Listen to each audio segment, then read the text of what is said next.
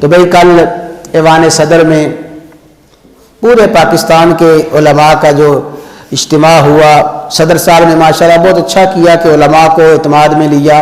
تو اس ایوان صدر کا جو اجلاس ہوا، اس کی جتنی رویداد ہے، کاروائی ہے، وہ سوشل میڈیا پہ آئی. تو اس میں یہی فیصلہ ہوا کہ مسجدیں بالکل بند نہیں کی جائیں گی، مسجدوں کو تالے نہیں لگائے جائیں گے. ہاں عین نماز کے وقت مسجد کھولی جائے اور لوگ آ کے نماز پڑھ لیں، لیکن وہی آ کے نماز پڑھیں جو صحت مند ہیں، تندرست ہیں، اور وہ بھی ساری احتیاطی تدابیر کو اختیار کر کے آئیں. تو انشاءاللہ عزیز ہم بھی بھائی مسجد، پہلی تو یہ ہے کہ مسجد ٹائم پہ کھولی جائے گی. آدھا گھنٹہ 15-20 منٹ پہلے کوئی ساتھی نہ آئیں، کوشش کریں کہ عین وقت پہ مسجد میں آئیں اور گھر میں سنتیں پڑھ کے آئیں.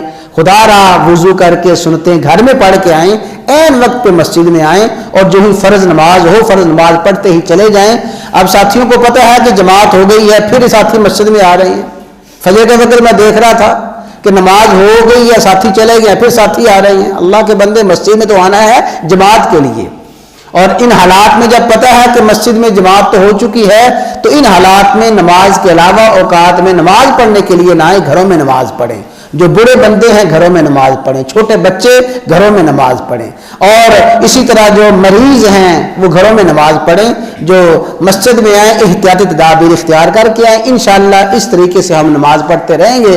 اللہ کرے کہ یہ اس طریقے سے ہی ہم پڑھتے رہیں، کہیں وہ وقت نہ آ جائے کہ مسجد مکمل طور پہ بند کرنی پڑے. اللہ تعالی ہمیں ایسی حالت سے محفوظ کرے.